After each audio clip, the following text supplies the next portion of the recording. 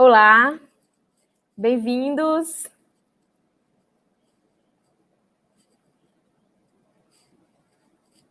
Sejam bem-vindos ao 7º seminário, o papel da educação e o mercado de trabalho para pessoas com deficiência e reabilitados.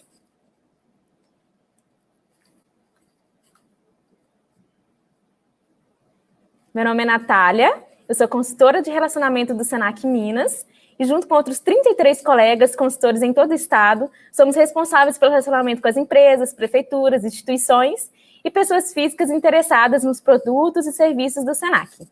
Serei a mediadora dessa belíssima live hoje, então por isso, por favor, compartilhem conosco, comentem no chat, estaremos acompanhando, respondendo dúvidas também, tá? Teremos a interpretação em Libras, começando com a Fernanda, que está aqui conosco, e faremos a audiodescrição dos nossos convidados. À medida que forem entrando, são muitos convidados ilustres.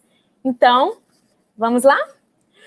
O seminário, ele surgiu em 2008, né? Ele está na sua 7ª edição, e nas edições anteriores aconteceu presencialmente, e somos muito gratos pela oportunidade de estarmos aqui com vocês, trazendo boas perspectivas para o mercado de trabalho, né, para pessoas com deficiência. Nosso objetivo é discutir e promover a reflexão através de ações, a realização de ações que contribuam para a conquista de melhores condições de vida para pessoas com deficiência e reabilitados. E o Senac? O Senac está no mercado há 74 anos e ela é referência em educação profissional e tem um papel importante no processo de construção de conscientização das pessoas. Nós oferecemos cursos presencial e à distância.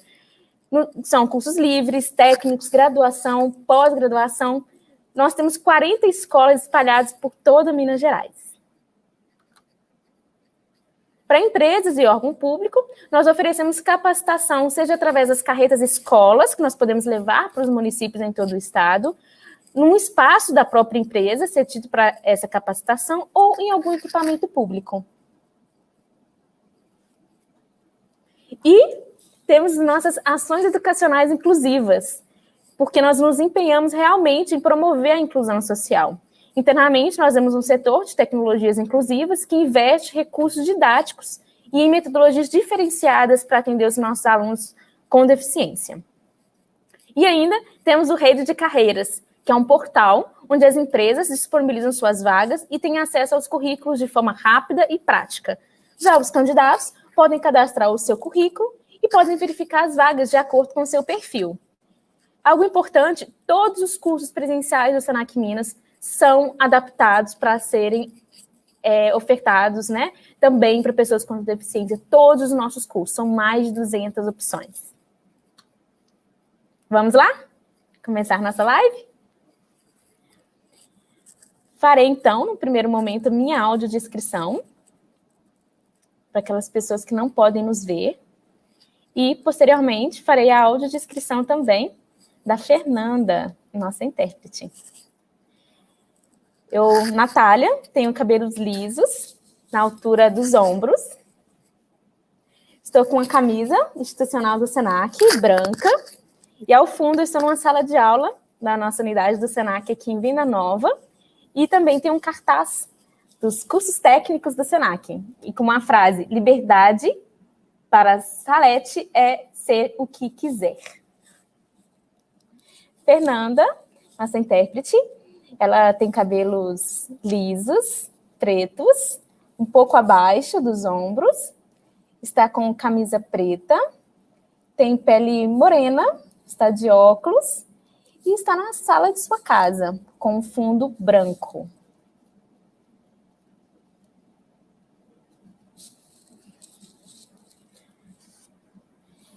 Nesse momento, nós vamos começar com os nossos convidados especiais. O primeiro convidado muito especial é o Dudu, que começou essa carreira musical muito cedo. Aos 12 anos, ele aprendeu a tocar cavaquinho, seu instrumento preferido. Atualmente, faz parte do grupo de samba Trem das 11 e tem sua própria banda. Ele foi o primeiro músico com Down no Brasil a gravar um CD e um DVD. Já fez mais de 400 palestras, 800 shows e abriu o show da banda Jota Quest, participou do programa da Xuxa e do programa Encontro com a Fátima Bernardes. Dudu, muito bem-vindo. Por favor, nos conceda sua arte. Bom, bom dia para todos vocês. E também vou tocar o hino nacional brasileiro aí para vocês. Um bom evento para vocês. Um beijo do Dudu. Do Dudu.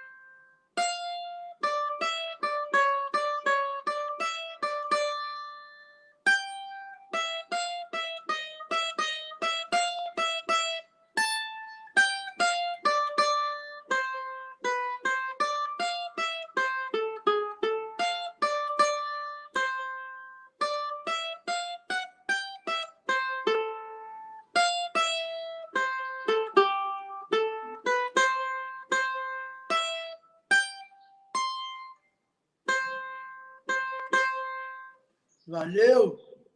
Um beijo! Que lindo! Obrigada, Dudu! Obrigada, viu? Muito obrigada. E agradecemos também ao Instituto Mano Dahl, que nos agraciou com essa apresentação. Nesse momento, nós discutiremos a evolução da legislação da pessoa com deficiência versus pandemia.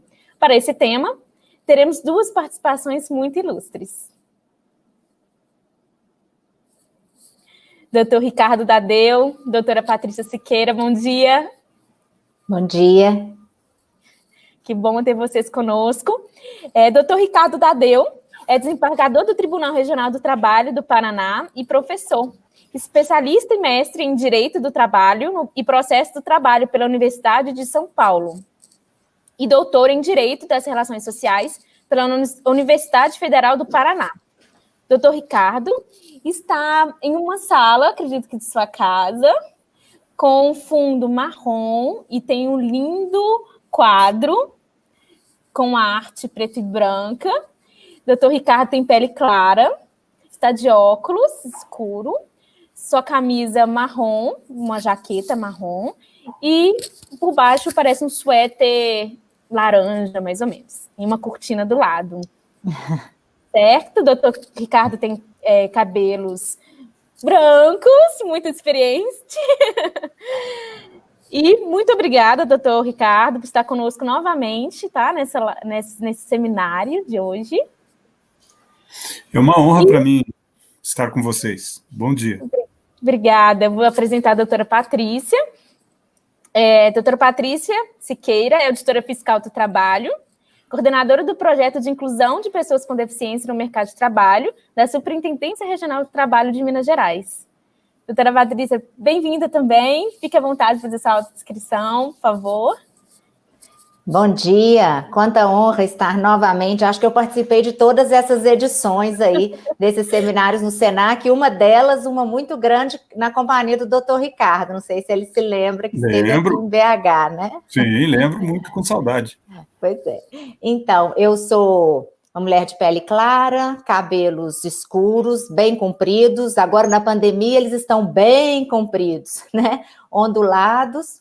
Eu estou usando uma camisa preta, uso óculos, e atrás de mim tem uma estante com bastante livros, tem algumas bonecas, bichinhos de pelúcia, porque a internet boa aqui na minha residência fica no quarto da minha filha.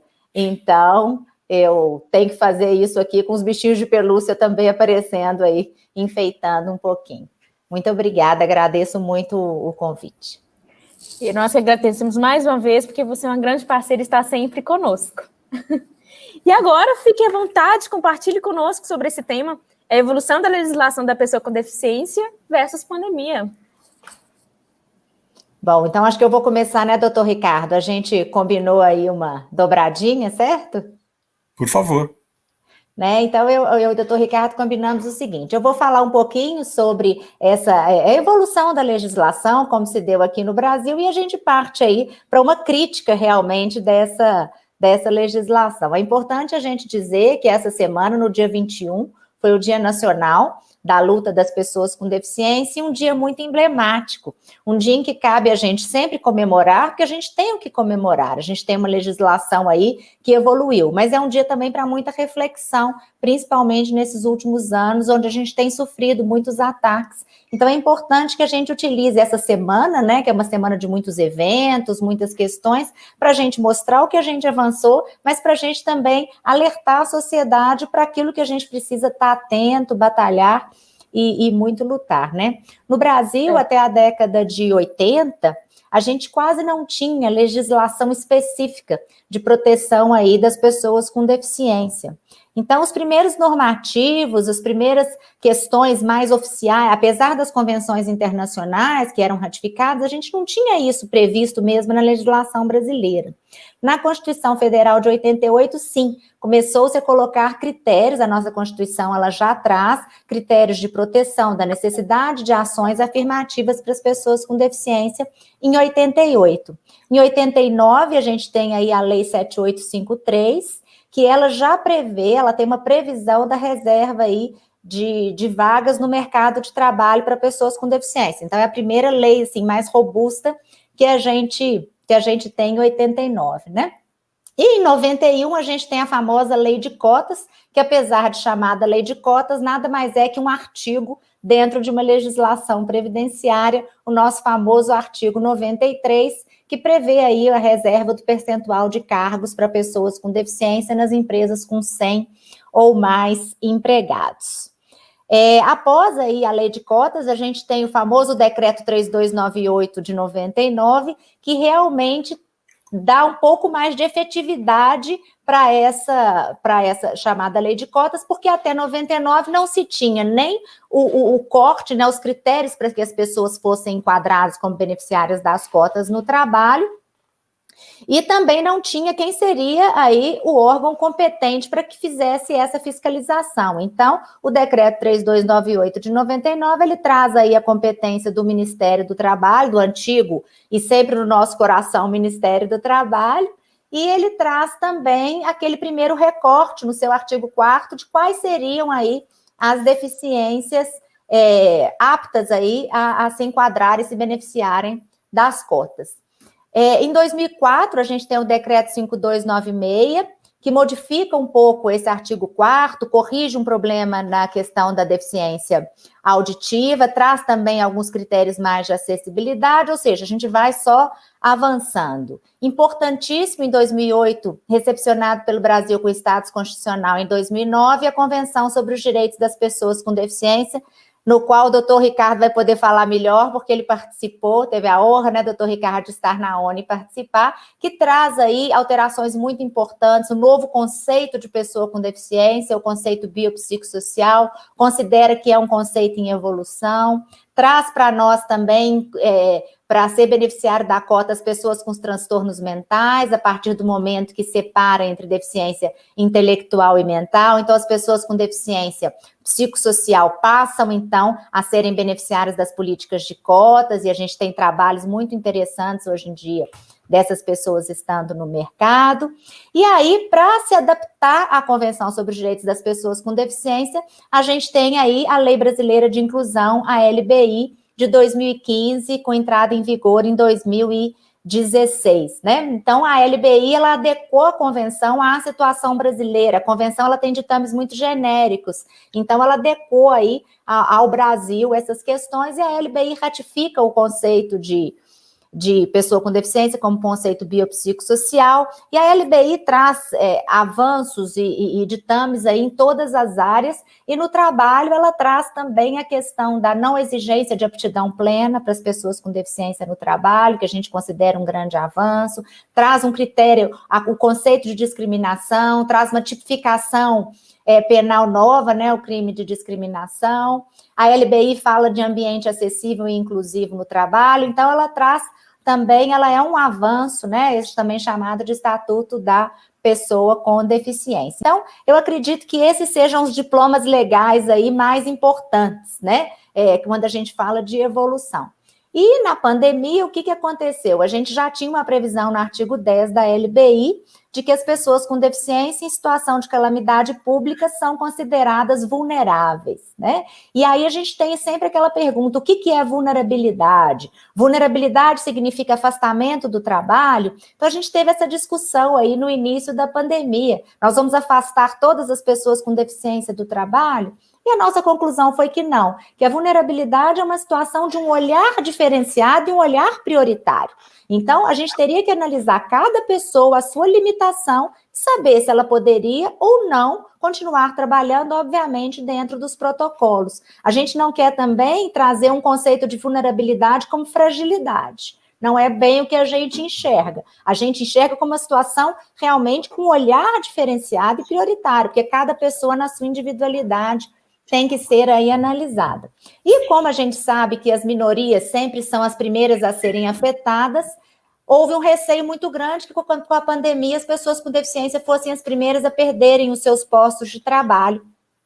Então, a gente teve aí em julho, né, no dia 7 de julho, a Lei 14.020, que trouxe uma garantia provisória de emprego para os trabalhadores com deficiência até o fim do estado de calamidade pública, hoje, que seria até o dia 31 de dezembro. O que eu posso assegurar é que nós, da fiscalização do trabalho, estamos totalmente voltados com uma força-tarefa em todo o Brasil para que a gente realmente possa resguardar e manter os postos de trabalho dessas pessoas durante a pandemia, evitando que, com isso, essas pessoas sejam as primeiras a serem dispensadas, aí, tendo em vista a crise econômica que todos sabem que está presente e pode vir mais no ano que vem. Bom, isso foi um resumo, assim, da legislação, e agora eu passo a palavra para o meu querido doutor Ricardo. Muita honra estar com o senhor, uma emoção sempre estar com o senhor, eu posso dizer com certeza, são anos aí que a gente trabalha junto. O doutor Ricardo é um aliado da Auditoria Fiscal do Trabalho, um amigo nosso que a gente considera. E, doutor Ricardo, o senhor podia falar aí sobre essas críticas e os ataques aí que a gente está precisando refletir nesse momento. Obrigada. Bem, eu quero inicialmente agradecer o convite que me foi formulado pela minha querida amiga Ana Roberta. Falar ao Senac de Minas é sempre uma alegria, estar com os mineiros, para mim, é uma alegria. É povo bom, é comida boa, é tudo muito bom. Pena que eu não estou podendo estar aí com vocês, né? Isso aqui era gostoso. A última vez, inclusive, que eu estive, Patrícia há de se recordar, eu tive a oportunidade de conhecer o Inhotim, né? Lá em Brumadinho, que naquela época sequer se podia imaginar essa tragédia toda que aconteceu logo depois, né? Mas, enfim, fiquei muito feliz de estar em Minas, espero voltar muitas vezes aí e reencontrá-los pessoalmente. Quero também agradecer a Patrícia pela brilhante exposição da legislação, que realmente facilita a minha vida, porque é como se ela levantasse a bola e eu só cortasse, né? Aquela coisa fácil, fica muito fácil assim. Então, muito obrigado, Patrícia. Eu gostaria de frisar alguns aspectos concernentes ao conceito de pessoa com deficiência, a história da evolução desse conceito e os efeitos que isso traz, esse novo conceito acarreta. Bem, historicamente, as pessoas com deficiência tiveram vários tipos de tratamento que coexistem ainda, mas no processo evolutivo, primeiro elas eram sumariamente eliminadas mesmo, né? E algumas tribos indígenas do Brasil e outras pelo mundo aí ainda o fazem. Existem países que autorizam o chamado aborto eugênico. Se há a previsão de que a criança nascerá com deficiência, autoriza-se o aborto. Então, essa questão, embora minoritária no processo evolutivo, incidente em pequeno número, ainda existe. A eliminação física das pessoas com deficiência é institucional, né? Mas depois do cristianismo, o que se passou a ter no Ocidente foi uma ideia de que a pessoa com deficiência não deve ser eliminada, claro, mas deveria ser objeto de assistência, de caridade, porque a pessoa com deficiência, afinal, resulta do pecado cometido pelos pais ou da própria pessoa que eventualmente cometeu algum pecado. Então, a deficiência seria tida como um exemplo de punição, né, para pregar o temor a Deus, né? Então, o que se desenvolveu e perdurou por muito tempo, desde a Idade Média até os dias dos anos 80, do século XX, é a ideia de que a pessoa com deficiência precisa de assistência. Os países europeus e os Estados Unidos começaram a romper um pouco com isso a partir da Segunda Guerra Mundial, porque os seus heróis de guerra precisavam ser reincluídos na sociedade. Então, começou ali, naquele momento, e também pelos avanços que a própria Revolução Industrial, no século XIX, propiciou, como o invento de alguns instrumentos, o código Braille, as bengalas, as muletas, as cadeiras de rodas, etc., que foram aperfeiçoadas pela Revolução Industrial. Então, começou a haver uma ideia de que a pessoa com deficiência tinha instrumentos que a incluíam. Vocês lembram do Stephen Hawking, que não podia falar, não podia nem se mexer, mas ele continuou a se desenvolver, apesar do agravamento da sua enfermidade, e se tornou o substituto do Albert Einstein na Academia de Física na Inglaterra. Quer dizer, era uma pessoa que dependia totalmente de instrumentos e conseguia se expressar e produzir e fazer o trabalho maravilhoso que fez, né? Então, quer dizer, passou a se ter clareza que a pessoa com deficiência deve ter instrumentos, e dados esses instrumentos, as suas limitações, seus impedimentos podem ser, então, supridos, e ela pode agir em sociedade tal qual qualquer outra pessoa que não tenha os impedimentos de ordem física, mental, intelectual ou sensorial, como define a ONU.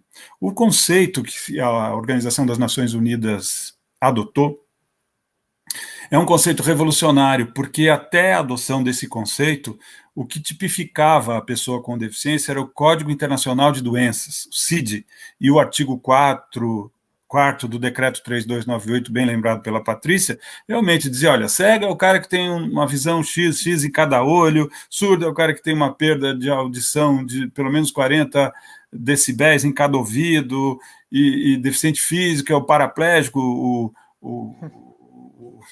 todos, diplégico, definições da medicina. Então, quer dizer, nesse tempo, a legislação definia a pessoa com deficiência, e o artigo 3º do Decreto 3298 assim dizia, pessoa com deficiência é aquela incapaz de desenvolver os atos normais da vida. Portanto, ele impunha a legislação, esse artigo e a legislação como um todo, em todo o mundo, impunha à pessoa com deficiência a pecha de incapacidade. Quer dizer, a princípio, a pessoa com deficiência era vista como incapaz. E nós que vivemos nessa época e tínhamos deficiência, eu sempre tive baixa visão, fui perder a visão já na faculdade, e deficiência física também, então eu tenho uma deficiência múltipla, nós sempre éramos vistos como incapazes de produzir. Até minha família demorou a entender que eu poderia produzir, eles me deram todas as bases, e muita autoestima, e muita proteção, mas eles tinham medo de que eu não conseguisse, né, dar conta da minha vida. Eles correram o risco de me super proteger, mas a minha mãe não deixou isso acontecer. Ela teve sabedoria, ela mesma que me ensinou a ler e escrever, porque eu não tinha acesso à lousa na sala de aula, as professoras não sabiam lidar com isso, então minha mãe ampliava os textos à mão para eu poder estudar, mas na hora que eu tinha que trabalhar, eles não tinham certeza se eu ia conseguir. Então, quase que cometeram o erro de me super proteger, e eu não deixaria, mas eles também perceberam que não deveriam. Então, isso me levou a entrar no mercado de trabalho e romper uma série de tabus, né? Eu não conseguia emprego nas empresas por ser já cego. Também comecei a trabalhar no Centro Acadêmico 11 de Agosto, fazendo assistência judiciária, né? Então, era um trabalho de mérito, assim, caritativo, não tinha remuneração, pelo contrário, eu tinha que pagar uma assistência lá para o centro para poder ter o material, máquina de escrever, papel, fita para máquina de escrever, etc. mas vocês veem que faz tempo isso, né? Mas a questão é que essa pecha da incapacidade pesa muito e aniquila a cidadania da pessoa com deficiência. Então, esse conceito que a Convenção adota é o conceito biopsicossocial, como bem lembrou a Patrícia, que significa corpo, bio, psico, mente, intelecto e social, quer dizer, as barreiras que a sociedade possa impor às pessoas com deficiência. Havendo tais barreiras, a deficiência inviabiliza, os impedimentos inviabilizam a participação plena da pessoa em sociedade. Então, o artigo 1 da Convenção da ONU, que foi ratificada pelo Brasil com quórum qualificado de 3/5 em 2 turnos nas casas do Congresso, portanto, foi recebida pelo Brasil como norma constitucional. Essa convenção, então, é a lei das leis, ela submete todas as leis e, inclusive, a interpretação das leis todas estão, digamos, submetidas aos ditames, às regras que a Convenção da ONU estabeleceu. Doutor Ricardo, sem interromper o senhor, mas já interrompendo, já que o senhor está nesse tópico, chegou uma pergunta para nós aqui da diferença entre deficiência e invalidez. Então, já que o senhor está nisso aí, o senhor já aproveita e diz aí que... muito oportuna invalidez, essa pergunta. Exatamente. Sim, ela, como é que fala? Levanta de novo a bola para eu... Né? Na verdade, a ideia de invalidez era a ideia que estava, inclusive, na Constituição anterior, a Constituição de 67, com a emenda de 69 no Brasil. Nós éramos definidos como deficientes, havia artigos que tipificavam a pessoa com deficiência como deficiente, como se a deficiência fosse algo inerente a ela, e nós agora entendemos que a deficiência é um atributo da pessoa, é uma qualidade, uma característica da pessoa, mas não que ela seja capaz de colocar a pessoa numa situação de menos-valia ou de invalidez também. A legislação dizia que a pessoa com deficiência é inválida, aquela que não vale ou não consegue se fazer valer, ou não deve ser respeitada como quem não vale, né? Porque não vale, é café com leite, digamos assim, para usar a expressão popular. Então, também é o que eu dizia, é o estigma da incapacidade, invalidez, incapaz, né? E o Código Civil de 1916 também falava em invalidez e colocava as pessoas com deficiência como relativamente incapazes, e os loucos de todos os gêneros, ou seja, como eles definiam a deficiência mental, e aí estava incluída também a intelectual, eram considerados como absolutamente incapazes. É claro que quando ratificamos a Convenção da ONU, essa pecha de incapacidade ou de invalidez, como eu dizia, foi afastada do ordenamento jurídico. Então, não se deve considerar a pessoa com deficiência como inválida, como objeto de caridade ou de assistência social. Vejam, o próprio benefício de prestação continuada, que é muito importante hoje para as pessoas com deficiência, veio nessa esteira da incapacidade. Bom, ele não pode produzir, então o Estado deve dar à pessoa com deficiência uma verba. Mas o que se viu ao longo dos tempos é que todas as pessoas, ou grande parte delas, não posso falar todas, mas grande parte das pessoas que recebem o BPC tem atividades paralelas informais, né? Porque, claro, o salário mínimo ajuda, mas não é suficiente. Então, as famílias que têm seus filhos com deficiência ou os mantêm afastados do convívio social para receber o benefício, infelizmente isso é uma realidade, ou estimula que eles trabalhem informalmente para que não percam o benefício. Então, esse estigma da assistência social ainda pesa, né? E essa crença e essa grande resistência que há por parte das empresas a contratar a pessoa com deficiência ainda está nessa esfera da incapacidade. Então, quando se adota o conceito biopsicossocial, se diz que a pessoa com deficiência é aquela que tem impedimentos duradouros, físicos, mentais, intelectuais ou sensoriais, os quais, em interação com diversas barreiras, podem impedir a participação plena dessa pessoa em sociedade. Vejam que esse é o artigo 1 da Convenção, que foi recebido, inclusive, pela LBI, ele foi reproduzido na Lei Brasileira de Inclusão e tem status constitucional também, como eu já dizia.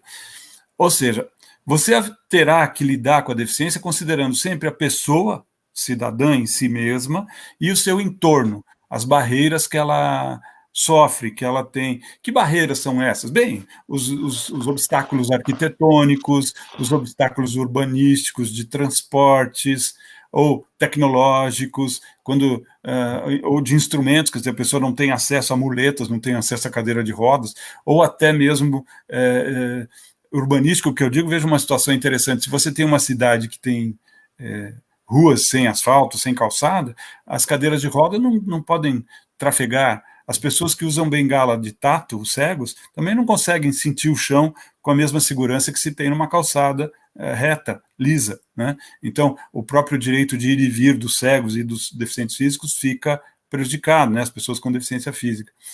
Então, a questão é que as sociedades devem remover as barreiras, eliminá-las, possibilitar que pessoas com impedimentos da natureza física, mental, intelectual ou sensorial... O que é físico? Físico é a pessoa que tem uma limitação corporal, né, nos membros, no corpo, na mobilidade, né? O que é o deficiente mental? São os chamados... as pessoas que têm uma dificuldade de relacionamento, por exemplo, para a compreensão da realidade, né? As pessoas que têm também síndromes como paranoia, síndrome de... Putz, não estou lembrando agora os nomes. Esquizofrenia. Esquizofrenia, obrigado, Patrícia. Esquizofrenia. Né? As pessoas que eram definidas antes como pessoas que deveriam ficar exiladas, né, em hospitais. Depois, esse movimento de deshospitalização das pessoas com deficiência mental as colocou em sociedade, e agora a Convenção efetivamente lhes dá uma chance de trabalho, e elas são consideradas já relativamente incapazes, porque na medida em que compreenderem a sociedade, isso está no artigo 12 da Convenção da ONU, na medida em que elas compreenderem a realidade que a cerca, a sua vontade deve valer, elas não devem ser consideradas mais como simplesmente alheias ao mundo, elas devem ser respeitadas no que compreendem da realidade. As pessoas com deficiência intelectual são aquelas que têm um atraso de evolução, de compreensão do mundo, quer dizer, a pessoa tem uma idade cronológica que não está condizente com a idade da sua compreensão do mundo. Então, há um atraso da idade cerebral em relação à idade cronológica da pessoa. Pessoa com deficiência sensorial são aquelas que têm os sentidos afetados, como cegos, surdos, etc. Né? Quer dizer, então, esses são os sujeitos, porque... E é importante que se sublinhe isso, aqueles que os têm, esses impedimentos, em caráter duradouro, permanente, não aquele que eventualmente sofreu um acidente e vai ficar 2 ou 3 meses imobilizado ou precisando de cadeira de roda, etc. Então, é a pessoa que tem isso já incorporado, consolidado na sua vida. Essa é a pessoa protegida pela convenção de que falamos. Outro aspecto importante vem no artigo 2 da convenção, que define o que é discriminação. Então, discriminar a pessoa com deficiência é restringir-lhe direitos de forma consciente, com qualquer ato que tenha a finalidade de restringir direitos da pessoa com deficiência, ou tenha por consequência, mesmo que a pessoa não tivesse a intenção de discriminar, objetivamente acabou discriminando, porque construiu uma casa, por exemplo, que uma pessoa de cadeira de roda não entra. Ela não tinha intenção de construir uma casa que oferecesse barreiras, mas o resultado da obra acabou gerando uma barreira, e aí há uma discriminação. Veja que não é, a convenção fala em ato que tenha a intenção de discriminar, ou o resultado de discriminar, mesmo que não houvesse a intenção, o chamado dolo jurídico, né, o ato de prejudicar alguém, discriminar alguém, a própria, digamos, falta de atenção para as necessidades da pessoa com deficiência e essa falta de atenção vindo a gerar alguma barreira, também é considerada discriminatória.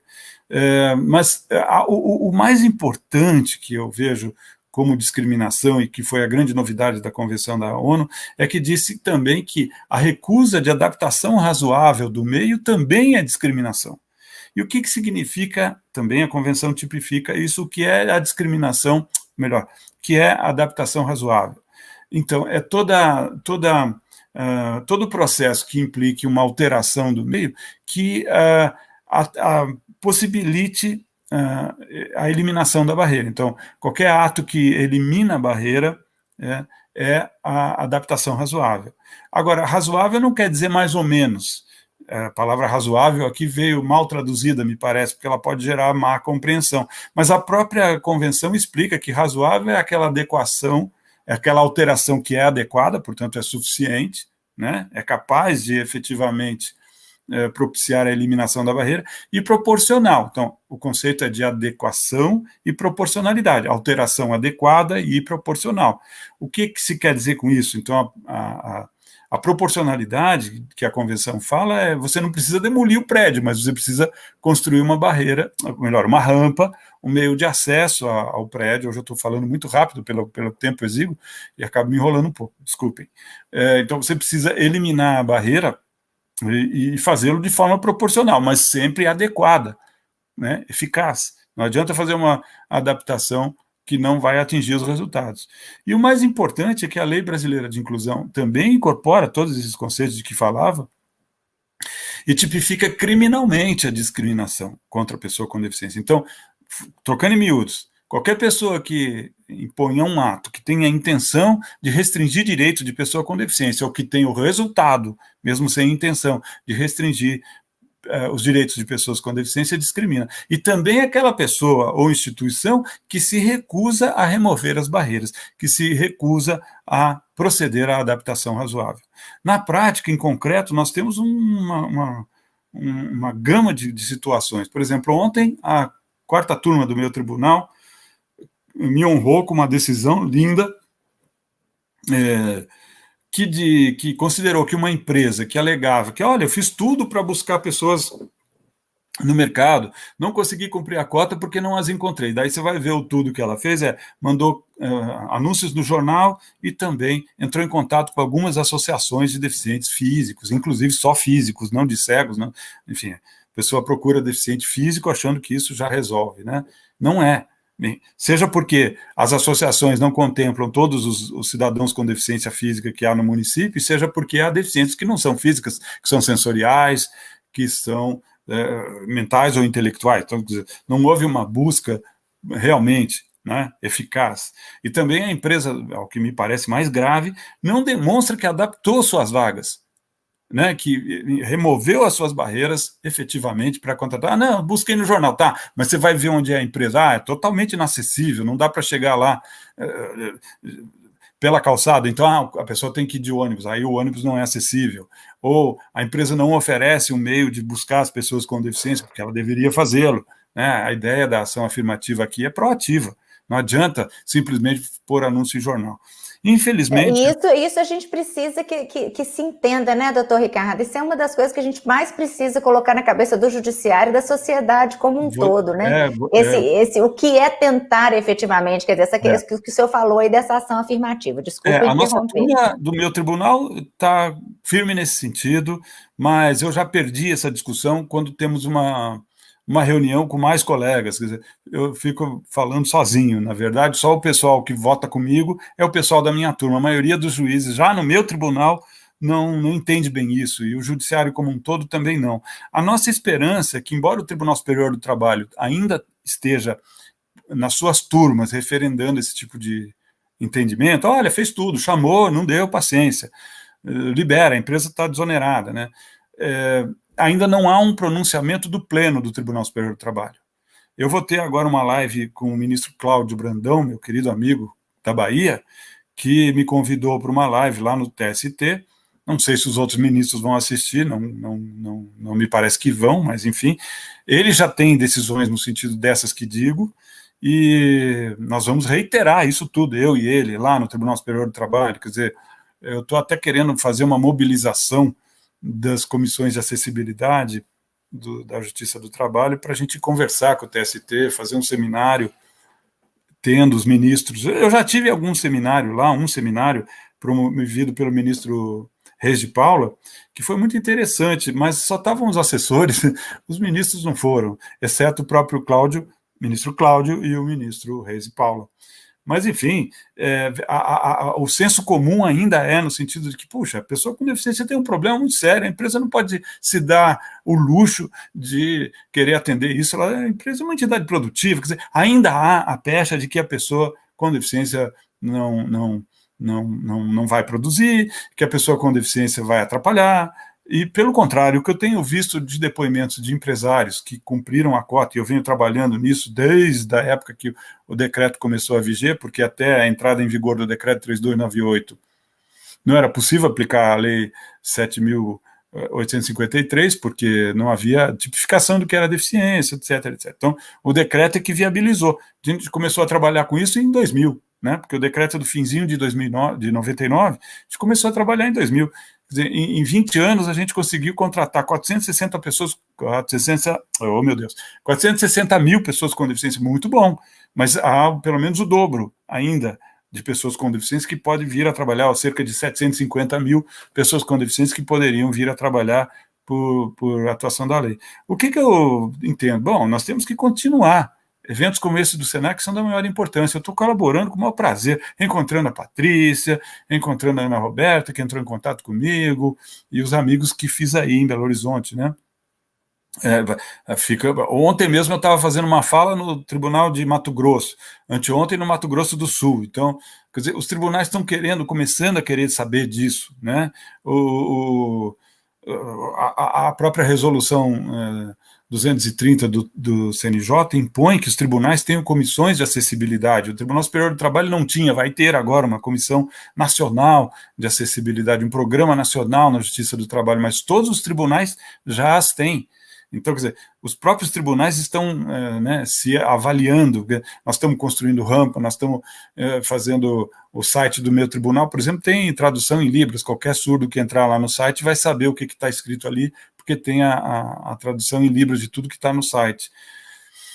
Enfim, quer dizer, essas comissões que vieram por causa dessa resolução 230 do CNJ, que eu ajudei a escrever também, com a ministra Nancy Andrighi, que é um amor de pessoa, entusiasta da causa, ministra Nancy do STJ, né, e é uma entusiasta da causa. Então, nós fizemos essa resolução no CNJ, na época ela estava no CNJ, era presidente do CNJ, inclusive, e fez essa resolução, muito boa, que acaba colocando o judiciário internamente, se revendo também para se tornar acessível. Esse princípio da acessibilidade também está na Convenção da ONU, quer dizer, a sociedade, como eu dizia, deve se tornar acessível, né? Quer dizer, você deve ter um prédio que acolha todos, idosos, pessoas com deficiência e sem deficiência. E quando você faz a remoção das barreiras arquitetônicas, fica mais confortável para todo mundo, né? Quer dizer, portanto, a ideia de sociedade inclusiva e acessível é uma ideia muito importante da Convenção, porque a ideia de inclusão não é só com relação à pessoa com deficiência, né? Uma sociedade de todos tem que discutir a questão racial, tem que discutir a pobreza, tem que, enfim, incluir todos, né? Então, a ratificação da Convenção da ONU confirma a ideia de que o sistema de direitos humanos se aperfeiçoa e as convenções todas são interligadas entre si. A Convenção da Pessoa com Deficiência veio depois da Convenção de Proteção da Criança, proteção da mulher, né? Os atos da OIT, da Organização Internacional do Trabalho, já previam. Nós temos uma Convenção 155 da OIT, antiga, que já tratava da inclusão de pessoas com deficiência. Então, a ONU seguiu a trilha da Organização Internacional do Trabalho e acolheu também mulheres, crianças, pessoas com deficiência. Agora, o que está em discussão no mundo é a questão LGBT, né? LGBTQI+, né? Como eles gostam de dizer agora, a questão ficou mais ampla. Então, nós estamos discutindo a questão da orientação sexual, de gênero, né? E, enfim, o sistema de direitos humanos sempre evoluirá. Depois que passar a questão de gênero, né, na discussão da orientação sexual e tal, vai vir outra, não sei qual é que a sociedade vai propor, né? Mas o sistema vive sendo atacado. O Poder Executivo lançou um projeto de lei que vai autorizar, se aprovado, que as empresas paguem para manter as pessoas com deficiência fora das empresas, em instituições, né, de formação, e a empresa com isso pagando já está cumprindo sua obrigação. Isso é uma bobagem, desculpe falar assim, para mim o adjetivo é esse, porque vai contra o que já se conquistou, e o artigo 4 da Convenção veda qualquer retrocesso. Então, esse projeto de lei, se vier a ser aprovado, é o projeto 6159, se vier a ser aprovado, será francamente inconstitucional, porque afronta o artigo 4 da Convenção da ONU, né? Você tira a pessoa da empresa e coloca num gueto de formação profissional, quando o contrato de aprendizagem já propicia isso. O contrato de aprendizagem propicia que a pessoa com deficiência aprenda dentro da empresa. Ela aprende a trabalhar dentro da empresa e a empresa aprende a receber a pessoa com deficiência, porque vai ver, então, quais são as adaptações necessárias para a pessoa com deficiência. Então, o contrato de aprendizagem atende essa finalidade, né? É uma pena, então, que nós tenhamos essa proposta do Poder Executivo, que é um atentado mesmo contra a pessoa com deficiência. Eu pedi à deputada Tereza Nelman, que é a líder na frente parlamentar da pessoa com deficiência, que faça uma denúncia, porque o Brasil recebeu também como ratificado o protocolo de monitoramento da Convenção da ONU, o comitê se situa em Genebra, na ONU em Genebra, e qualquer cidadão que esteja num país em que o governo ou qualquer pessoa atente contra os direitos da pessoa com deficiência pode fazer denúncia. Nós tínhamos tido tentativas de revogar a lei de cota já, mas nunca por iniciativa do governo, né? E o projeto 6159 veio, sim, por iniciativa do governo. O deputado Rodrigo Maia não deixou tramitar, está segurando isso, e disse ao movimento de pessoas com deficiência que não deixaria, porque não houve debate, né? Existe um princípio que norteia a Convenção da ONU, que é nada sobre nós, pessoas com deficiência, sem a nossa participação. Resumindo em inglês, nothing about us without us. Foi assim, por isso que o texto da Convenção não foi ditado por diplomatas. O texto da Convenção foi escrito pelas pessoas com deficiência, palavra por palavra, vírgula, vírgula, vírgula por vírgula, ponto por ponto. Não, os diplomatas só assistiram, nós é que fizemos tudo, né? Doutor Ricardo, nós não podemos aceitar retrocessos, né?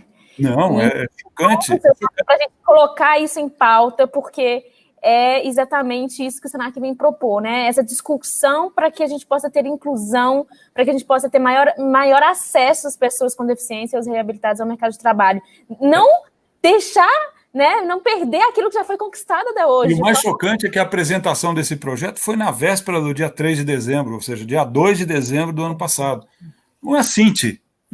Eu recebo isso, desculpe, não tenho meias palavras sobre isso, é uma agressão, uma cinte, uma barbaridade, né? A sorte é que o deputado Rodrigo Maia, que por enquanto está lá, está segurando, né? Mas não sei o que vai acontecer se vier a ser votado com essa aliança entre o governo e o Centrão, né? Não sei se a sociedade civil vai ter força para resistir, mas deveria, eu gostaria de instar todos que nos assistem a sair às ruas e protestar e denunciar, e a imprensa, enfim, né? Porque realmente é uma agressão. Quer dizer, se considera que o direito ao trabalho da pessoa com deficiência pode ser trocado por uma verba que a empresa paga para um fundo que vai manter a pessoa com deficiência fora da empresa e, portanto, a empresa paga para não implementar esse direito. Isso é uma agressão, é de uma desfaçatez assustadora, quer dizer, é a ideia de que direitos podem ser comprados e vendidos, né?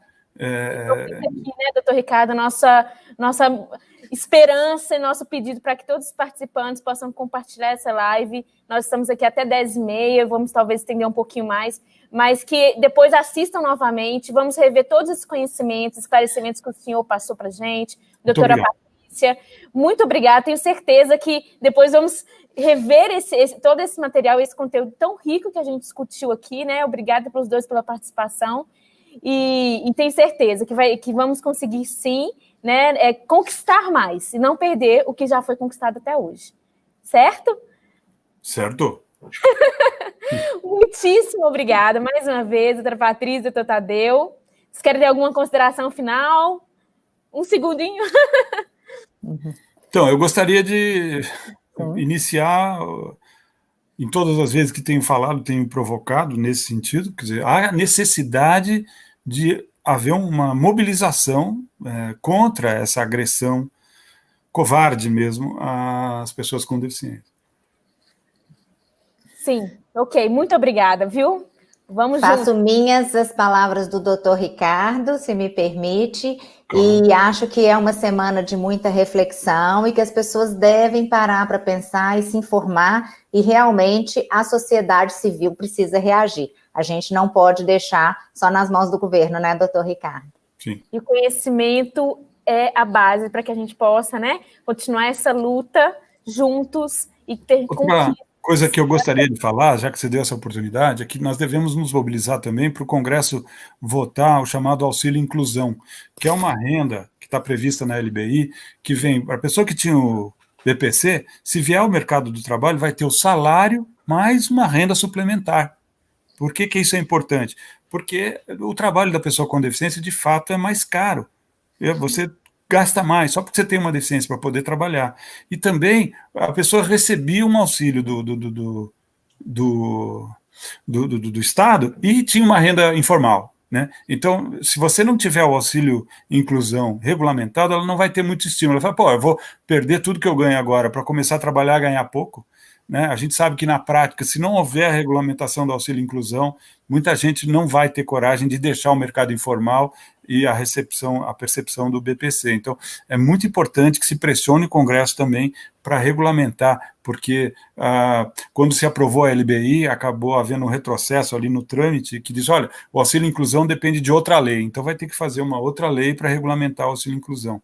Sim, e que esse conhecimento todo, né, e que essa discussão nossa seja aplicada na prática, né? Tenha, então, já uma meta do Dr. Ricardo para todos nós, para que a gente possa se mobilizar para juntos conseguirmos essas conquistas e essas aprovações lá no governo federal.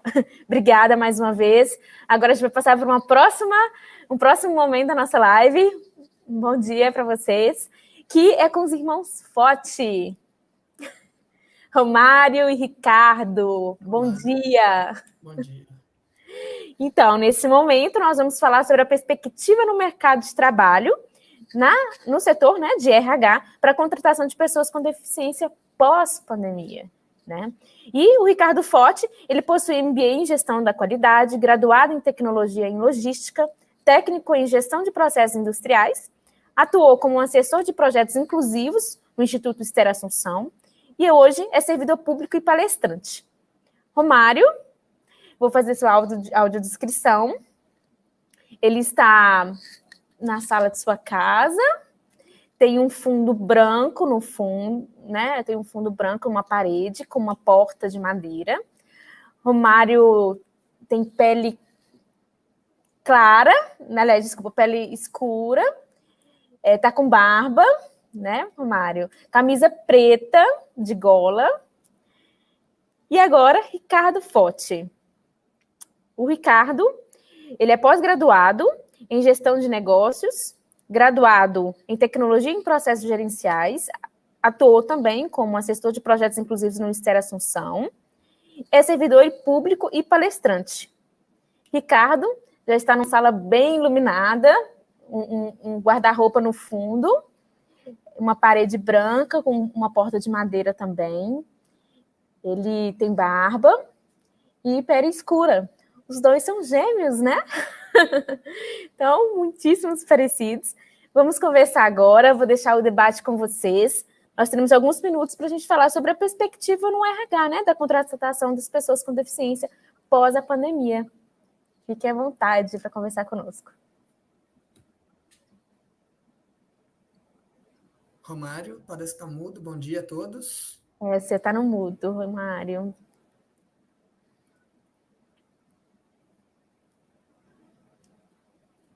Se quiser iniciar, Ricardo, fica à vontade. Aí a gente vai ajudar o Romário a tirar o mudo dele. Vindo? Aí sim, bora, Romário. Pronto. Bom, pessoal, tem algumas pessoas informando que está escuro, mas deve ser a questão do ambiente, a luz está acesa, a janela está aberta, peço perdão. O mais importante, acredito eu, que seja a fala e a reflexão. Não que a imagem não seja importante, me perdoe, mas no momento eu não vou conseguir, deve manobrar o computador para auxiliar vocês. Então vamos ver se... Mário, tá dando super para te ver, tá ótimo. Legal, bom, então espero que a fala consiga ser da qualidade a contento dos nossos colegas que nos antecederam, doutora Patrícia e doutor Ricardo, um prazer imenso, sempre, né, dividir esse momento com eles, com o Dudu do Cavaco e o Leonardo Gontijo e todos os demais. Bom, como fomos apresentados a parte formal, curricular, agora eu quero falar um pouquinho de uma forma mais genérica do quem somos. Eu sou Romário Foti e do outro lado o Ricardo Foti. Como você bem falou, Natália, a gente não se parece tanto, mas nós somos irmãos gêmeos. E por onde a gente passa para palestrar, as pessoas querem saber como eu faço para diferenciar vocês. Vocês são muito parecidos. E isso é muito fácil, isso é muito simples. Eu, Romário, sou mais bonito da dupla, o Ricardo é mais feio. Então, sempre que as pessoas tiverem a dúvida, é só procurar o mais bonito aí, que fica fácil de saber quem é o Romário, né? Bom, nós somos palestrantes motivacionais de atitude de determinação e de inclusão de pessoas com deficiência no mercado de trabalho, há aproximadamente 8 anos já fazendo esse trabalho com empresas, desde sensibilização de base, né, ali na parte produtiva, no chão de fábrica das organizações, quanto até mesmo a questão do alto escalão ali por recursos humanos. Então, um trabalho bem completo que nós fazemos com as empresas, auxiliando na inclusão das pessoas com deficiência no mercado de trabalho. Bom, falar um pouquinho da nossa história. Nós nascemos em 1993 e no ato do parto, os médicos identificaram que nós tínhamos uma deficiência rara chamada síndrome do olho de gato. Deve ser por isso que o Romário é tão convencido e ele se acha tão bonito, né? Até o nome da deficiência tem gato, então ele se apropriou muito bem desse conceito. Para vocês terem ideia, estima-se que a cada 77 mil crianças que nascem no Brasil, 7 nascem com essa deficiência. Logo, eu e o Romário fomos agraciados e abençoados com essa deficiência. E por que eu falo agraciados e abençoados, né? Já que a gente poderia estar lamentando, reclamando, assim como a maior parte das pessoas costumam fazer e se lamentar por qualquer outras questões. Porque as características dessa deficiência, síndrome do olho de gato, elas são muito mais severas do que simplesmente ser cegos, como eu e o Romário, como nós temos essa deficiência, né? Então, a pessoa ela podia vir com uma deficiência física, intelectual, ou seja, algumas outras anomalias que hoje eu falo que o menor dos problemas foi a gente ter perdido a nossa visão, porque nós nascemos, a gente enxergava um pouquinho, tipo 3, 4 metros à nossa frente, e com 9 anos, uma bela manhã, assim como hoje está, aqui em Minas Gerais, em Belo Horizonte, o Romário acordou sem enxergar e no outro dia, como consequência, eu também acordei sem enxergar.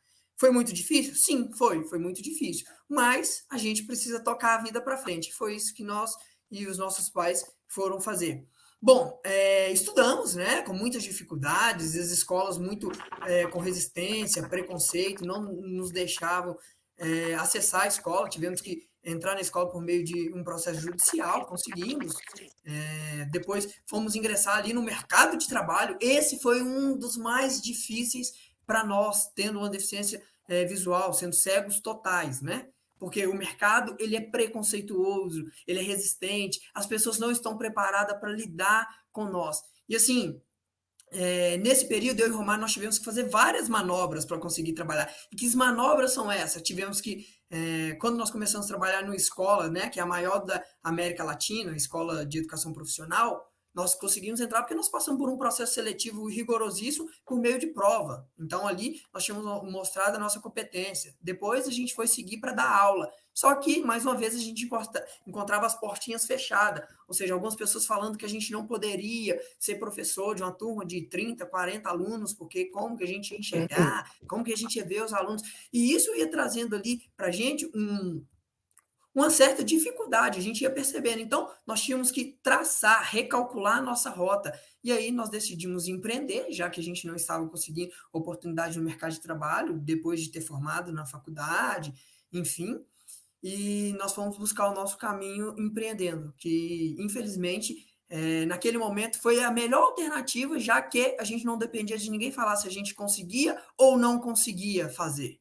Dependia simplesmente da nossa atitude, da nossa capacidade, da nossa resiliência. E esse é um pouquinho aí da nossa história, e agora a gente vamos entrar aqui no que iremos discutir com vocês, propriamente aí sobre as questões de RH, enfim, no pós-pandemia. Bom, Ricardo, aumenta um pouquinho o seu volume aí, vamos lá. E o que vamos discutir? A perspectiva para os recursos humanos na contratação das pessoas com deficiência no pós-pandemia. Uau, olha que título sedutor, olha que headline matadora.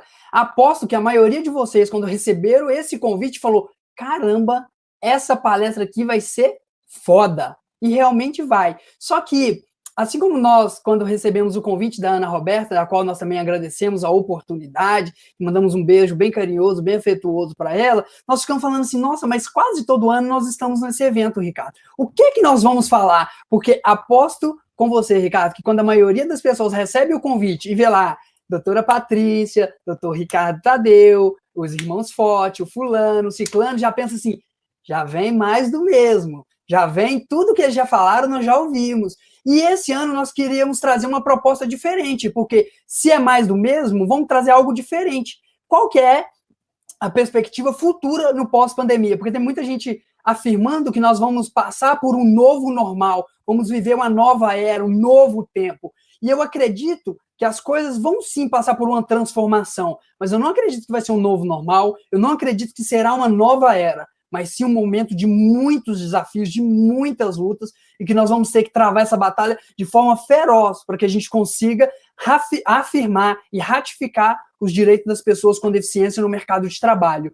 E para começar a esquentar os tamborins aqui da nossa discussão, eu quero falar sobre o que não vai mudar, Ricardo, o que não vai mudar de forma alguma nesse pós-pandemia em relação a nós, a nossa contratação, né, de pessoas com deficiência para o mercado de trabalho. E a primeira coisa que eu jogo para você, a primeira bola redondinha que eu quero passar para você é a obrigatoriedade da contratação das pessoas com deficiência. Isso não vai mudar de jeito nenhum, Ricardo. Por quê? Porque simplesmente a obrigatoriedade de cumprir a cota, ela segue firme e forte, né? Não podemos aceitar retrocessos. E as empresas ali que tinham um tamanho de 1.000 funcionários, 500 funcionários, eu sei que elas estão passando por dificuldades, mas eu não acredito que essas empresas chegarão ao número de 99 funcionários, 90, 50, para que elas deixem de contratar pessoas com deficiência. Empresas menores, né, ali com 80, 100 funcionários, algumas sim ficaram pelo caminho. A gente entende, é processo natural do mercado, né? Até porque nós estamos passando por uma pandemia jamais vista, né? Pelo menos ali num tempo bem próximo. Então, essas pessoas não estavam preparadas e elas ficaram pelo caminho. Mas as grandes empresas que normalmente se recusam a contratar pessoas com deficiência por dentre vários motivos, não temos pessoas, a empresa não está preparada, todas aquelas questões que nós já conhecemos e estamos carecas de saber, essas empresas, eu sinto informar, a obrigatoriedade de cumprir a cota, isso não vai mudar, você terá que cumprir a cota. O que cabe nesse momento é você refletir. Como que eu posso fazer? Aproveitando que muitas pessoas com deficiência também, após essa lei, né, que está garantindo o emprego para elas ali até 31 de dezembro, elas ainda estão empregadas, mas a partir de janeiro, provavelmente muitas pessoas e boas de serviço estarão disponíveis no mercado, sem contar a infinidade de pessoas com deficiência que já estão aí disponíveis e que as empresas insistem em falar e não ver que essas pessoas estão disponíveis. Então, o cumprimento da lei de cota, ela vai se tornar aí, ela vai continuar no cenário. Por quê? Eu costumo falar que a lei de cotas, ela se tornou antifrágil. E o que é antifrágil? Quanto mais ataques, quanto mais porrada, quanto mais coisas adversas que vêm contra ela, ela vai se resistindo, né? As pessoas, elas estão lutando bravamente para que essa lei se permaneça de pé, né? Contratando, incluindo pessoas no mercado de trabalho. Então, eu acredito que ela não retrocederá. Essas pessoas, elas continuarão tendo o seu direito garantido, assim como a doutora Patrícia e o Ricardo Tadeu afirmou para a gente brilhantemente que é status ali de Constituição, né? Isso então não pode retroceder, senão se torna inconstitucional. E eu acredito, sim, nós, pessoas com deficiência, somos antifrágeis. Quanto mais nãos nós tomamos, nós seguimos resistindo bravamente e iremos, sim, ajudar essas empresas a incluir, a contratar pessoas com deficiência e, principalmente, o RH sendo parceiro nessas soluções.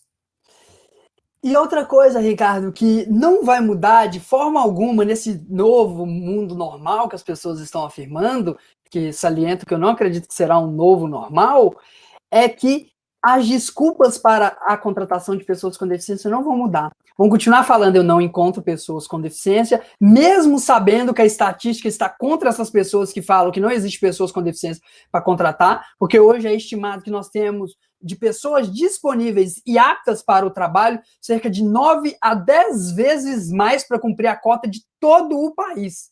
Então, as desculpas não vão mudar, falar que a acessibilidade da empresa é precária, ou essas séries de desculpas, elas não vão mudar. E por que isso não muda? Porque é um fator humano.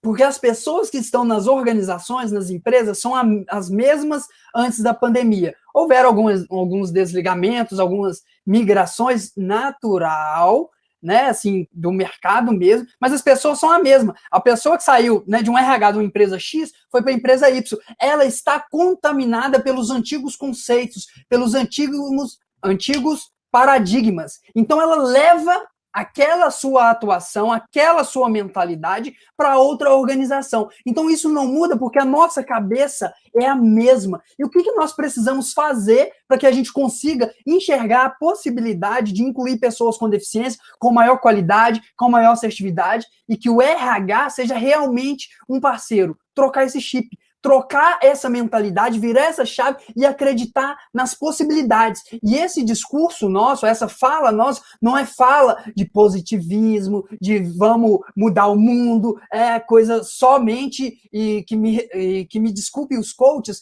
somente coisas motivacionais, coisas de afirmação. Não, não é disso, de positividade. Não, eu estou falando de acreditar no potencial humano, no potencial das pessoas com deficiência, como um potencial, assim, produtivo mesmo, sabe? E o que nós precisamos mudar mais radicalmente para que a gente ataque esses problemas? Mas, para isso, nós precisamos responder outro questionamento que está muito latente na nossa memória. Por que algumas pessoas, algumas empresas, Ricardo, conseguem contratar e outras não? Exemplo, um hospital cumpre a sua cota de pessoas com deficiência, outro não. Um supermercado cumpre, outro não. Uma indústria automobilística sim e a outra não. O que tem de errado? O que tem de tão diferente em uma empresa que consegue e em uma que não consegue? Bom, ao longo do tempo, trabalhando com inclusão e sendo uma pessoa com deficiência, a gente consegue identificar ali várias questões, né? Porque tem hospitais que conseguem liminares para não contratar pessoas com deficiência, porque é um ambiente assim, assado, não encontraram pessoas, e já tem outro hospital que tem para além da cota, né? Foi o exemplo que você deu. E por quê? Porque aquela pessoa que está à frente do processo de seleção e recrutamento, ela acreditou, ela olhou para aquela pessoa com deficiência, ao invés de simplesmente só olhar assim, poxa, o Ricardo ele é cego, será que ele vai dar conta de subir uma escada? Será que ele sabe usar o computador? Será?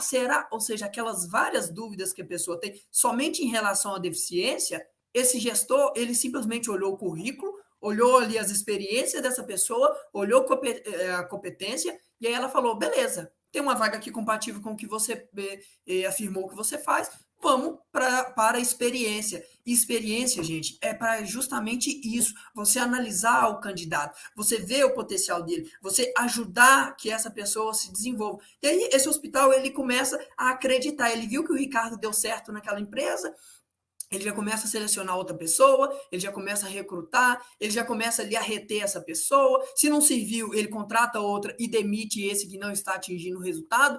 E aí, gente, isso é um processo natural. Mas o que acontece que a mesma empresa do mesmo setor, ela não consegue fazer? Porque o gestor, ele simplesmente olha a deficiência. E aí ele começa a supor várias questões que não cabe ele a discutir, que são questões de saúde, que são questões da deficiência. Ele tem que discutir competência. Claro, ele precisa saber sobre o que essa pessoa precisa de acessibilidade, de recursos, de tecnologia para ele conseguir desempenhar o seu máximo, o seu melhor desempenho. Sim, ele precisa para ele entregar esse ferramental. Só que algumas empresas simplesmente só focam na questão física, na deficiência, simplesmente na característica dessa pessoa. Então, assim, ao longo do tempo trabalhando com inclusão, as empresas que fizeram e que conseguiram êxito, elas olharam ali a experiência, a competência, e elas largaram de lado essas questões pormenor da deficiência. Então, assim, quantas vezes eu e você, Romário, nós já chegamos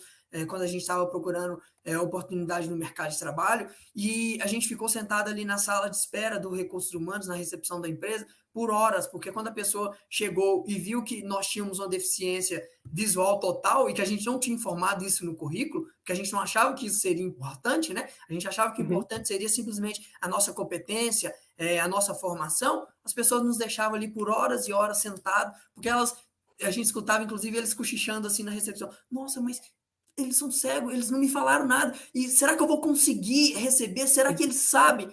E aí depois a gente conseguia entrar para a entrevista e naturalmente a gente era descartado. Mas por quê? Sem ao menos ter motivo. E acontece isso muito, né, Romário? Então, é o tal do ver para crer, né, Ricardo? Exatamente.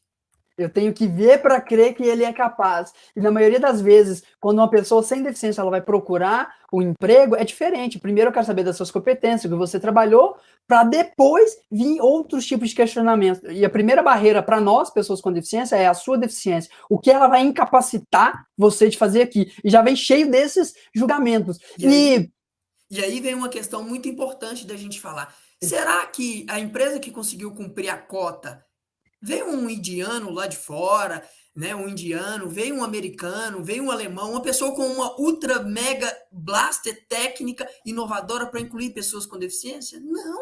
São pessoas assim como você, gestor de RH, que está aí sentado nos assistindo, nos ouvindo. Inclusive, essas pessoas estudaram nas mesmas universidades, tem ali a mesma carga horária, tem ali a mesma formação basicamente. O que mudou? O chip da cabeça dessa pessoa. Ao invés de ter aquela barreira de preconceito, que ela é invisível aos olhos, ela teve uma atitude, ela teve ali uma empatia, ela falou, poxa vida, né? Deixa eu contratar essa pessoa, porque ela preenche os requisitos da vaga. Não cabe aqui eu questionar se o Ricardo dá conta de usar um computador, se ele não dá. Ele precisa mostrar para mim. Se eu perguntei para ele, ele falou que sabe, ok. Então, vamos, mãos a obras. Então, eu quero deixar esse conselho, né, e essa dica, já que todo mundo busca a dica de ouro, a regra de ouro, esqueça o que você sabe sobre deficiência, no sentido de, talvez você na sua família tem uma pessoa que tem uma deficiência visual e ela é completamente limitada, acomodada e ela não quer evoluir. Tá, então esquece isso lá na sua família, porque quando chegar uma pessoa cega lá no RH querendo uma oportunidade, trate ele como uma pessoa única, exclusiva. Você precisa descobrir o que ele consegue agora, nesse momento. Você não pode trazer as suas experiências passadas e aplicar nessa pessoa, porque essa pessoa é completamente diferente. Então, esqueça. Eu costumo falar, Ricardo, que isso é igual relacionamento. Você acabou de terminar um namoro, um noivado, um casamento, você vai pegar as experiências negativas e vai chegar e jogar no novo relacionamento? A probabilidade do fracasso é gigantesca. Então, é a mesma coisa que nós temos que fazer em um processo de seleção. Você não vai pegar experiências negativas anteriores e começar a colocar em cima dessa pessoa para tomar sua decisão do agora. E uma coisa, Ricardo, que nós temos que deixar muito claro para os profissionais do recursos humanos, que quer ter sucesso na contratação das pessoas com deficiência, sucesso na implementação de uma política de diversidade essas pessoas já estão correndo atrás, elas já estão para trás. Por quê? Existe uma economia, uma nova economia, um novo mundo surgindo de tecnologia, de inovação, de aceleração, que ela está assim destruindo, destroçando, amassando, desculpa os termos agressivos, mas é isso mesmo, com as empresas antigas, as empresas velhas, as empresas que a gente costuma falar que são aqueles dinossauros, aqueles transatlânticos. E quais empresas são essas? As novas startups, porque essas empresas elas já nascem digitalmente, elas já nascem com a cultura forte, com DNA de meritocracia. Se você tem mérito, se você tem atitude, se você tem competência, você cresce e você ascende naquela empresa. Se você não tem, você fica pelo caminho. E durante a nossa atuação, trabalhando, ajudando as empresas a fazer a inclusão de pessoas com deficiência, nós somos agraciados com o contato de várias startups aqui de Minas Gerais, principalmente de Belo Horizonte, onde é o segundo polo mais importante de inovação do país. E essas startups chamavam a gente para ajudar eles a estruturar o projeto de diversidade e uma pequena parcela de inclusão. Mas quando a gente chegava lá e perguntava quantos funcionários vocês têm, eles falavam assim, nós temos 20, nós temos 30, vamos caminhar para 50 até o final do ano. E empresas que já estavam faturando, quiçá, na casa de bilhões de reais. E aí não falava assim, mas vocês não têm obrigatoriedade de contratar pessoas com deficiência. Por que vocês estão preocupados? Porque normalmente a gente é chamado por grandes indústrias, grandes empresas, que estão assim, com a corda no pescoço, que o Ministério do Trabalho já mandou intimação e, quiçá, uma multa. E eles falavam o seguinte, olha, Ricardo e Romário, nós não queremos correr atrás do prejuízo. Nós já estamos nos antecipando e nos preparando para a gente ter uma cultura forte o suficiente para que na hora que nós tivermos que fazer a inclusão das pessoas com deficiência por conta de uma obrigação legal, né, aqui do Brasil, de uma jurisdição brasileira, nós já estejamos preparados. E essas empresas contratavam, gente, pessoas com deficiência. Então, essas empresas, elas estavam dando um banho e mostrando para nós. E aqui eu quero quebrar 2 paradigmas. Empresas que não precisam contratar pessoas com deficiência, pode ter pessoas com deficiência. Depende de quem está sentado no recursos humanos, quem é o diretor. E uma das coisas que mais contribui é por essa hierarquia descentralizada, porque não existe um diretor de recursos humanos, um analista de recursos humanos, um auxiliar, várias caixinhas para passar pedindo benção. E sim, vai lá, conversa direto com o gestor, tem competência, tá para dentro, vamos trabalhar. E se não tem, infelizmente, você não serve para a nossa empresa. É assim o mundo organizacional. E o segundo paradigma, que aí eu e o Ricardo, nós somos uma voz importante, e eu afirmo isso com toda clareza, como o Ricardo contou, nós tivemos dificuldade para acessar o mercado de trabalho formal. E diante de todas essas tentativas frustradas, que era o nosso sonho trabalhar na indústria, e principalmente automobilística, nós falamos, vamos buscar o nosso caminho, vamos empreender. E a partir disso, nós descobrimos o seguinte: empreendendo e sendo servidores públicos, eu passando numa prova de um concurso público, eu estou passando pela minha competência, pelos meus méritos, pelo meu conhecimento. Eu não preciso de um gestor que tem uma cabeça preconceituosa, cheio de julgamento para falar se eu posso ou se eu não posso. Pode acontecer lá dentro, quando eu já estiver lá dentro. Mas isso a gente resolve de outras formas, né? Com conversa, com tecnologia, a gente vai conversar com treinamentos, enfim. Então, eu entrei pela minha competência. E o empreendedorismo é a mesma coisa. Se eu tenho um produto ou um serviço, as pessoas não vão comprar porque eu tenho uma deficiência, ou não vão deixar de comprar porque eu tenho uma deficiência, e sim pela qualidade do meu serviço, pela qualidade do meu produto. E eu afirmo, você, empresa, que não está contratando pessoa com deficiência porque está amarrado nesses preconceitos, eu quero te informar, eu e o Ricardo, nós somos uma voz desse mercado. E nós estamos levantando pessoas com deficiência para empreender e para olhar o concurso público como uma alternativa viável. Porque depende de nós. E imagina no dia que você acordar e perceber que não tem mais pessoas com deficiência para você contratar, porque nós estamos em um mundo novo, que todo mundo empreende, que todo mundo é servidor público. Claro que esse mundo não vai existir, mas eu só estou te alertando que as pessoas estão acordando. Os profissionais de ponta, eles estão decidindo para onde eles querem ir. Por mais que ele esteja numa empresa que tem essa obrigatoriedade, mas se a empresa não está boa mais, ele pede as contas e vai embora. Então, o mercado está mudando. E nós, pessoas com deficiência, estamos percebendo isso o quanto antes e estamos também fazendo essas mudanças. Então, eu quero... E aí vem uma característica, Romário, dentro disso que você colocou, por que algumas empresas conseguem contratar e outras não, e aí você citou alguns exemplos, é porque tem ação mais aplicação, ou seja, as pessoas vêm para esse seminário, como nós estamos participando aqui, e normalmente a gente deixa várias dicas, né, de recursos humanos, várias técnicas, só que assim, essas pessoas elas acabaram de sair de uma universidade ou já têm anos de experiência, técnica de seleção e recrutamento, todos aqui sabem fazer. Todo mundo aqui sabe fazer uma entrevista, olho no olho, saber se a pessoa está contando mentira ou não, pegar ali o currículo, enfim, sabe fazer uma entrevista. O que muda para a pessoa com deficiência? Nada. O que você vai fazer é simplesmente entender o que essa pessoa precisa de recurso a mais para auxiliar que ela tenha um desempenho satisfatório, um desempenho ok, o que ela espera dela. Por exemplo, se eu fosse contratado agora, eu ia pedir um computador com o leitor de telas, o NVDA, que inclusive é gratuito, não custa nada para a empresa implementar essa tecnologia. E eu já começaria a atender ali como auxiliar administrativo ou assistente administrativo, enfim. Só que o que falta para essas grandes empresas e gestores é ação mais aplicação. É simplesmente pegar essa pessoa, admiti-la e colocar ela ali fazendo e monitorar, porque normalmente as empresas contratam a pessoa com deficiência para a pior vaga que tem ali na empresa, inclusive isso já está descrito, igual eu vi essa semana, uma vaga lá de uma empresa de engenharia, bacana empresa, com várias, contratando engenheiros, arquitetos, ou seja, e vagas exclusivas para pessoas com deficiência, auxiliar de limpeza. Ou seja, ninguém ali pode ser um engenheiro, ninguém ali pode ser um arquiteto.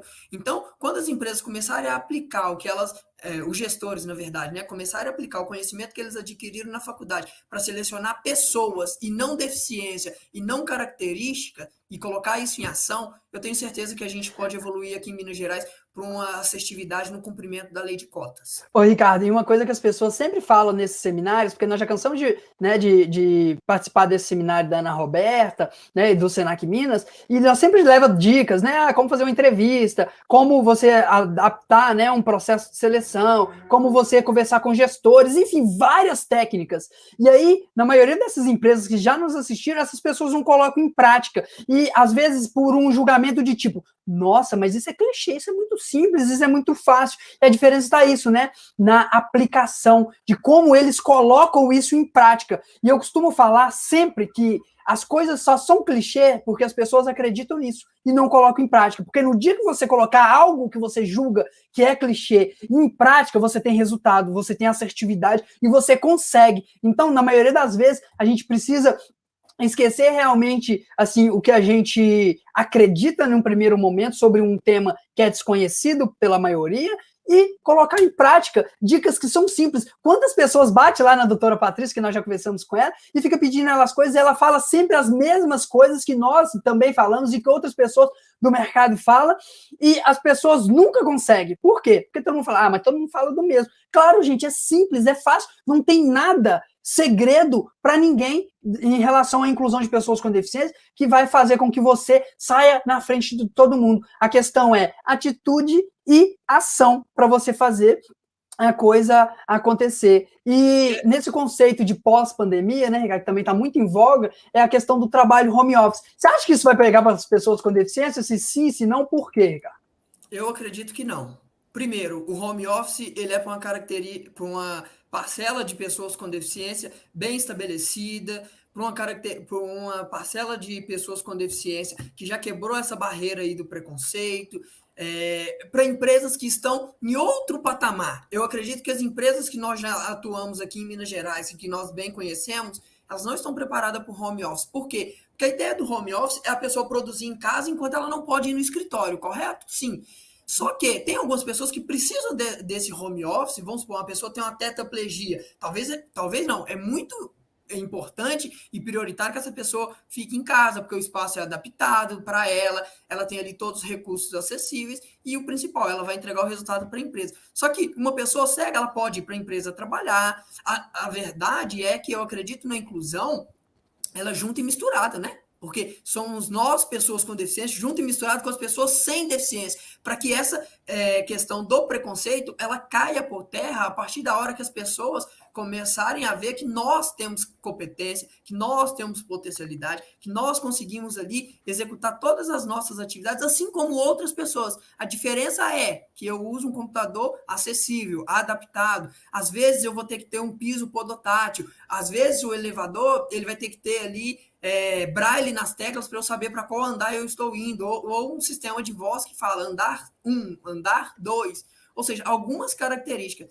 Mas eu não acredito que o home office ele vá pegar para as pessoas com deficiência, até porque a empresa pode usar ali desse artifício para deixar as pessoas segregadas em casa e só pagando e não tendo resultado. E isso não é inclusão. Isso não é inclusão, né? Isso. Ótimo, perfeito, né? É legal trazer esse tema do home office, né? O quanto preparado e o quanto nós temos que aprender a lidar com o home office, né? Para todas as pessoas, interessante também esse ponto que o Ricardo colocou, né? Que não seja um instrumento de segregação, né? Eu vou ler aqui para vocês 2 comentários que nós tivemos no chat. Um foi da Leila Pimenta. Ela diz, sou PCD e muitas empresas não nos dão nem oportunidade de tentar por medo, por achar que não vamos conseguir. Comum. E a Gabriela também. A Gabriela... essa história? Oi? Comum essa história, né? Isso repete todas as vezes, porque as empresas, ao invés de olhar competência, elas olham deficiência. Eu acho que eu tenho certeza, né? Quem tem que olhar a deficiência são profissionais da saúde, porque eles entendem melhor disso. Agora, competência, habilidades, potencialidades, sim, recursos humanos, psicólogos e gestores, eles são